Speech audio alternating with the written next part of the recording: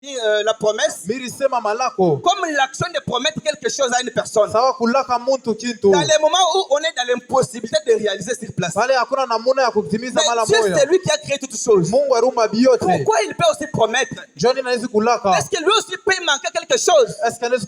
Pourquoi nous passons par le temps des promesses de Dieu? J'avais dit ceci. Dieu promet aussi parce que lorsqu'il y a le temps de promesses et de réalisations, il y a une école quelconque que Dieu veut nous introduire. Dieu mesure aussi notre modèle, notre quantité de notre maturité. Dieu ne peut jamais bénir un enfant immature. Parce qu'il sait très bien que si je vais bénir cet enfant, je vais le perdre. C'est ainsi que j'avais lu ma Bible. Il y a l'histoire d'une personne. C'est un jeune homme. Il se voit déjà grand. Il se voit déjà responsable. Il avait son frère. Aujourd'hui, il vient auprès de son père. Il dit, Père, je suis déjà responsable. Je ne mérite pas encore de rester dans ta maison. Je mérite aussi vivre à part. Père, donne-moi ma part. Je ne mérite pas encore rester ici. Père a regardé l'enfant. Il dit, toi aussi tu es immature. Tu es capable de gérer même $100. Alors si je te donne la moitié de ma richesse, la suite sera comment? La suite sera comment? Tellement que l'enfant a embrouillé son père, père a fini par prendre la partie de la richesse qu'il a donnée à cet enfant. L'enfant il est parti. C'est l'histoire de l'enfant prodigue. Alors lorsque l'enfant est parti, tellement que l'enfant était immature, il est devenu star. Il a commencé à dormir avec des femmes, à manger comme il veut, à dépenser l'argent comme il veut, à faire tout ce qu'il pouvait faire selon le désir de son cœur. Mais pourquoi il dépassait cela? Parce qu'il n'était pas passé par les moments de formation. Il dépassait pourquoi? Parce que cet argent il a eu de la facilité. Si cet enfant prodigue avait passé les moments de nuit blanche dans sa vie, avait passé des moments de chercher mes enfants et ne trouve pas. Les jours qu'il avait trouvé cet argent, il ne pouvait pas dépenser comme ça. L'argent qu'on trouve dans les facilités, l'argent qu'on trouve dans les peut-être, on ne peut pas utiliser ça efficacement.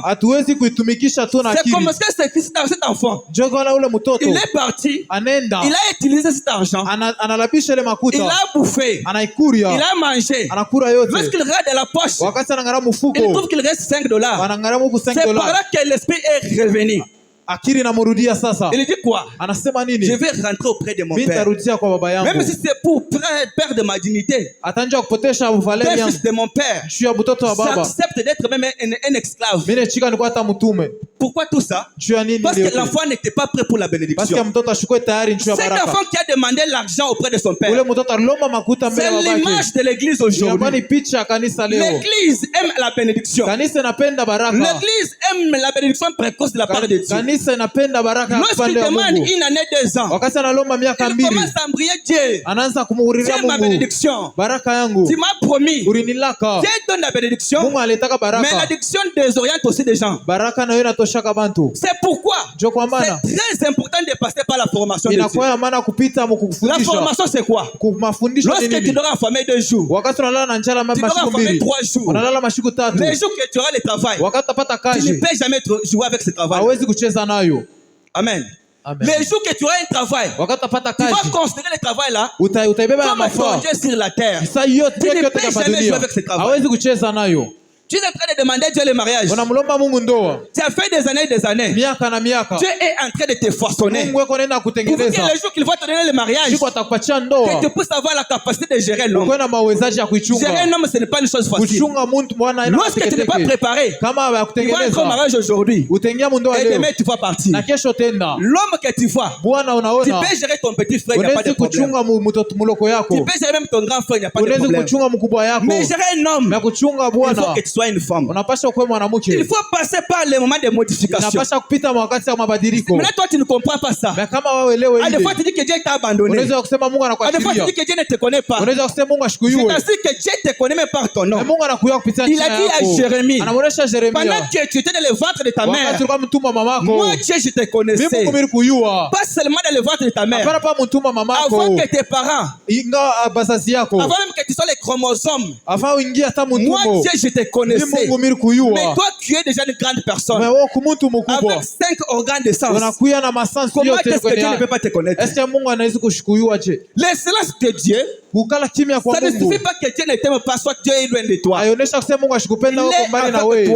Eko na wewe. À chaque fois que tu pleures, wakati yote unalia, il est avec toi. Eko na wewe. Il te fait passer par ces moments-là. Kupitisha mwile wakati. Pour que tu puisses avoir la maturité. Il y a les gens qui ont des bénédictions précoces. Eko na mabaraka. Sans toutefois passer par la modification. Aujourd'hui, ils ont abandonné Dieu.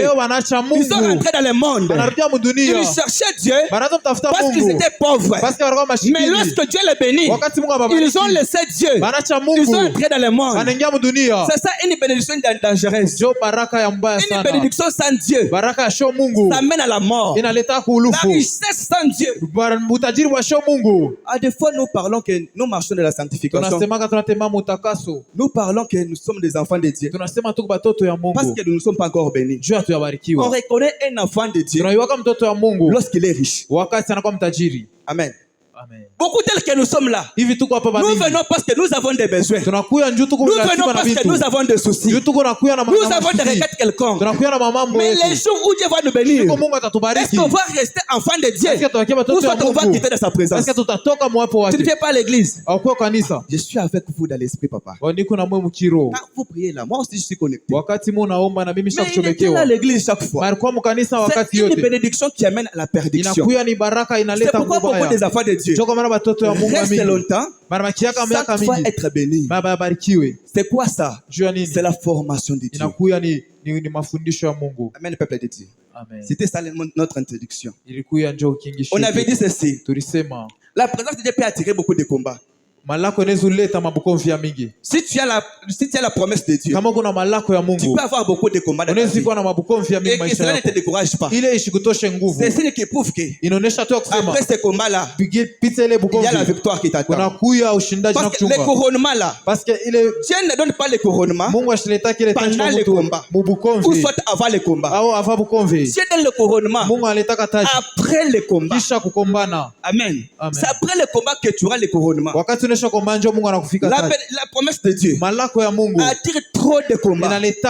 Si tu vois beaucoup de combats dans ta vie, ne te dis pas que mais moi je suis un enfant de Dieu, mais pourquoi je suis combattu? On combat la promesse de Dieu qui est en toi. On combat la grâce de Dieu que Dieu a mis en toi. C'est pourquoi tu n'es pas à l'aise. S'il y a des problèmes partout, tu passes. Même si tu n'as rien fait, on te dit seulement que tu as fait. On vise seulement ce que Dieu a mis en toi. Si toi tu n'avais pas ça, tu allais être comme toute autre personne. Mais comme tu as l'étoile en toi, c'est pourquoi tu es combattu. C'est pourquoi tu n'as pas la paix. C'est pourquoi tu es toujours traumatisé. Partout où tu passes, c'est une alerte. Alerte qui prouve qu'il y a quelque chose qui t'attend. Et dès lors que tu as la promesse de Dieu, tu ne peux pas mourir dans la volonté des hommes. Ça, moi, je refuse. Une personne qui a la promesse de Dieu ne peut pas mourir avant que cette promesse puisse se réaliser. Tu peux tomber malade. Tu peux tomber malade gravement même. On peut t'amener à l'hôpital. Tu peux te questionner. C'est la mort ou bien ce n'est pas la mort? Mais si tu regardes très bien, tu te rappelles de ce que Dieu t'avait dit. Tu ne peux jamais mourir. Parce que si tu vas mourir, nombre 23 ici n'aura pas sa place. Donc ce n'était pas Dieu qui t'avait parlé. C'est l'homme qui t'avait parlé alors. Parce que lorsque Dieu parle, ça finira par se réaliser. Mais la promesse de Dieu ne peut pas se réaliser dans le temps. Dieu n'est pas le Dieu des morts. Dieu n'est pas le Dieu des morts. Il est le Dieu des vivants. C'est pendant que tu as envie que tu dois palper la réalisation de tes promesses. Amen. Amen. Ces problèmes-là, ce n'est pas dit à la mort. Cette maladie-là, ce n'est pas pour la mort. Mais il y a le langage de Dieu derrière. Et nous avons dit encore ceci. Lorsque tu as la promesse de Dieu, Dieu va faire tout pour te connecter avec les gens qui détiennent ta bénédiction. Ce n'est pas pour rien que tu es venu dans cette église. Il y a beaucoup d'églises. Mais pourquoi tu es venu seulement ici? Dieu a la capacité de te faire quitter là où tu étais vers cet endroit avant que tu puisses recevoir ta bénédiction. Avant que tu puisses recevoir ta bénédiction. Avant que tu puisses voir la main de Dieu de ta vie. Lorsqu'il met deux personnes ensemble, ce n'est pas pour rien. C'est avec l'objectif quelconque. À chaque contact, il y a toujours l'impact après. Amen.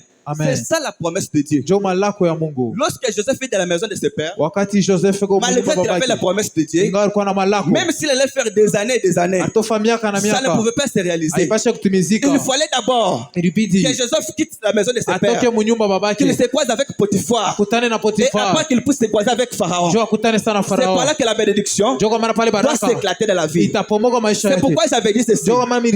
Tu ne dois plus chasser n'importe qui dans ta vie. Il faut avoir l'intelligence et la sagesse pour savoir les gens que tu dois mettre 100 mètres de ta vie et les gens que tu dois approcher de ta vie. Parce que tu peux faire 100 mètres d'autres personnes que Dieu avait déjà mis dans ton chemin pour